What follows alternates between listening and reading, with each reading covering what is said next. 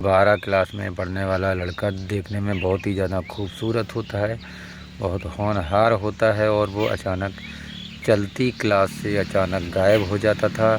जब भी उससे क्लास टीचर पूछते थे तो घुमा फिरा के बातें बताता था, चुप रहता था और उससे कहीं ज़्यादा परेशान उसी क्लास में पढ़ने वाली लड़की काव्या हो जाती थी।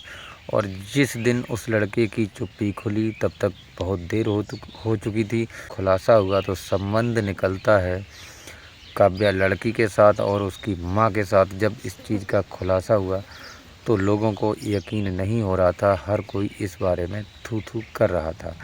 तो क्या है पूरी घटना, शुरू से आखिर तक समझते हैं। नमस्कार दोस्तों, उम्मीद करते हैं सब ठीक ही होंगे। आज की जो सच्ची घटना मैं आपको सुनाने जा रहा हूँ वो सच्ची घटना है उत्तर प्रदेश के शामली ज़िले में एक थाना कोतवाली क्षेत्र पड़ता है। उसी थाने कोतवाली क्षेत्र में एक इलाका पड़ता है दयानंद नगर।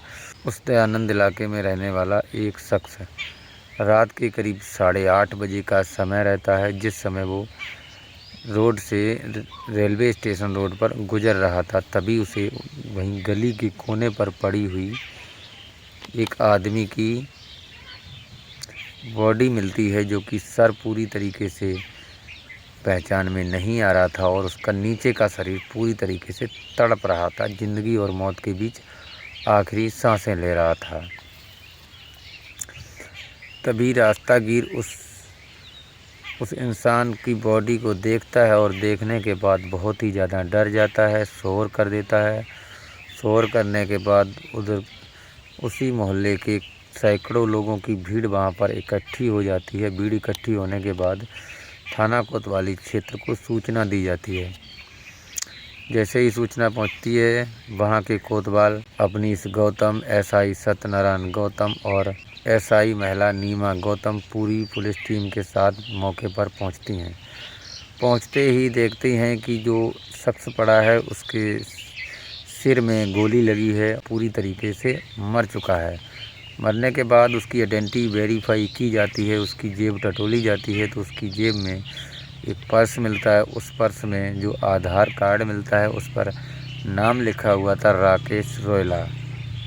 जैसे ही उसके बारे में पता किया जाता है तो लोग बताते हैं वहीं से करीब 100 मीटर की दूरी पर उसका घर होता है। और उस घर पे जैसे ही सूचना दी जाती है, वहाँ से रोते चिल्लाते हुए उसके 2 बच्चे, एक बेटी एक बेटा और उसकी पत्नी कृष्णा रोते हुए आते हैं। और आते ही सीधा एक ही सवाल पूछते हैं कि ये सब कैसे हुआ, अब मेरा इस दुनिया में कौन है और कौन मेरा भरण पोषण करेगा। पुलिस ने इस मामले को अपनी कस्टडी में लेते हुए जो बॉडी पड़ी थी उसको हिरासत में लेकर के पोस्टमार्टम के लिए रवाना कर दिया और इस मामले की जांच शुरू की। शुरुआत में तो ऐसा लग रहा था कि ये कोई लूटपाट का मामला हो सकता है, लेकिन वहाँ तो कुछ और ही निकला। पुलिस ने इस राकेश रोयला के बारे में जब जानकारी ली तो पता किया ये एक प्राइवेट जॉब करता था, जो कि डेली ट्रेन से जाया करता था और डेली वापस आया करता था। इसकी दुश्मनी के बारे में जब पता किया गया तो ये दूसरा काम भी करता था, जो कि एक कॉमेडी होती है जिसको बीसी बोलते हैं, जिसमें करीब 20 लोग मिलकर के पैसा इकट्ठा करते हैं और जिसमें सबसे पहले जो पैसा उठाता है उसको सबसे कम पैसा मिलता है और सबसे आखिर में जो पैसा उठाता है उसको सबसे ज़्यादा पैसा मिलता है। आखिरी कमेटी जो पड़ी थी उसके 20 लोग इकट्ठे किए जाते हैं, उनसे पूछताछ की जाती है। तो पूछताछ में कुछ खास पुलिस को सुराग मिलता नहीं है। और इधर दयानंद मोहल्ले के जो आदमी होते हैं, मृतक राकेश के फैमिली वाले होते हैं, वो थाने में जाकर के डेली धरना देते थे, क्योंकि अभी तक 7 दिन बीत चुके थे और इस मर्डर के बारे में कोई भी जानकारी नहीं मिल पा रही थी।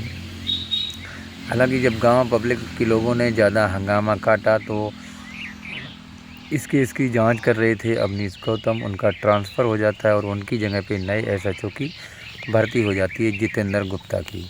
जैसे ही जितेंद्र गुप्ता को ये जांच दी जाती है, वो अपने तरीके से इसकी जांच शुरू करते हैं।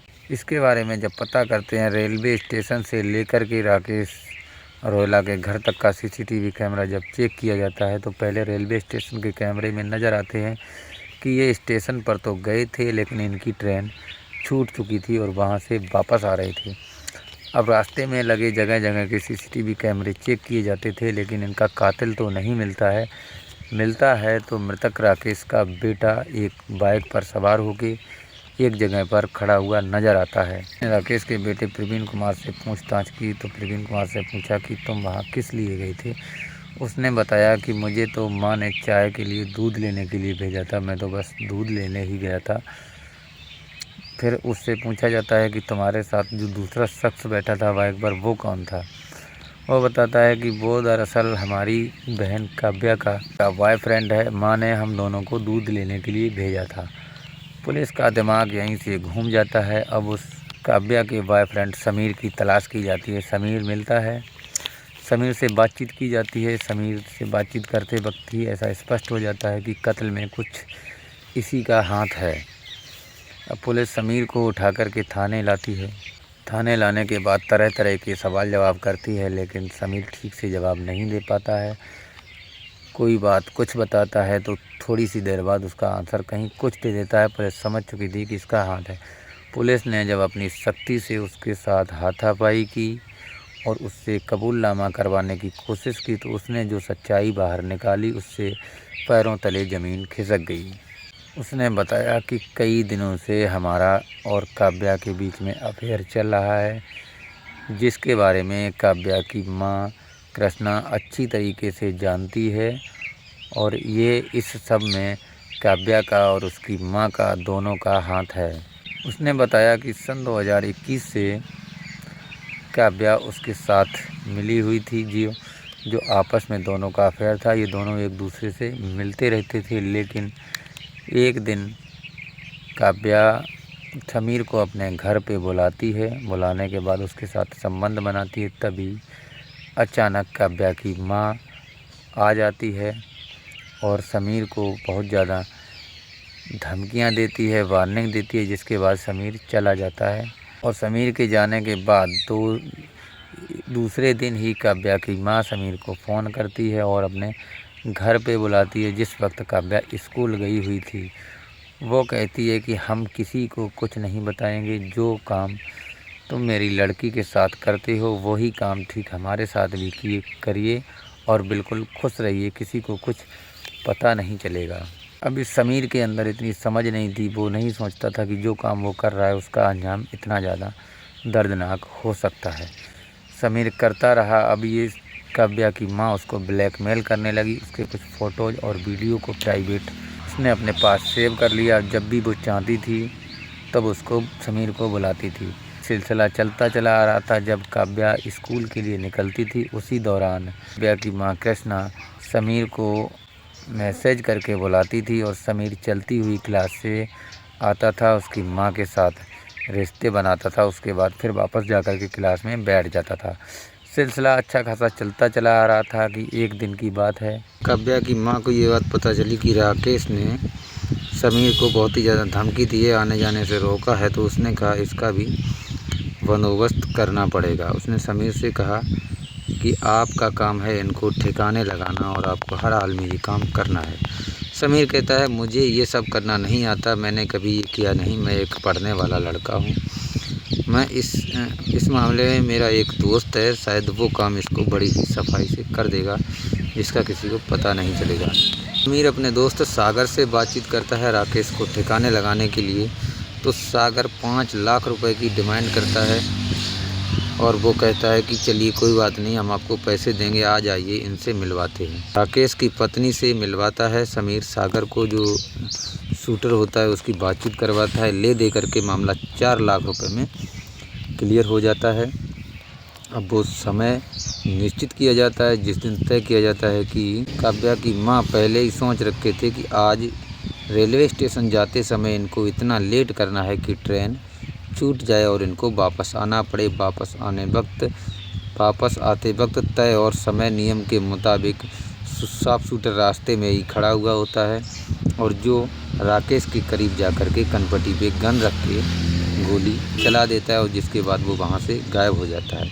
लेकिन ये चीज़ इन लोगों को नहीं पता होती है कि कातिल चाहे कितना भी होशियार क्यों ना हो, लेकिन पुलिस जब अपनी ईमानदारी से जांच करती है तो उसको कहीं ना कहीं से खोद के निकाल देती है। जब ये मामला लोगों ने सुना तो लोगों को यकीन नहीं हो रहा था। एक पिता जो अपनी बेटी के लिए बचपन से जवानी तक जो सब कुछ करता है और अपनी पत्नी के लिए पूरा जीवन मेहनत करता है, वही लोग इस तरीके से इसको शिकार बना के रास्ते से हटाएंगे।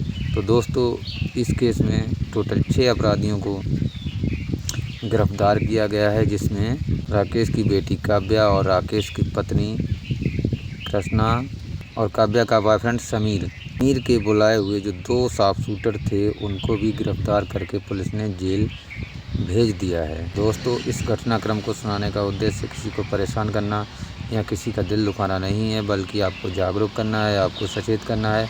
आप लोग सुरक्षित रहें, अपना और अपने परिवार का ख्याल रखें।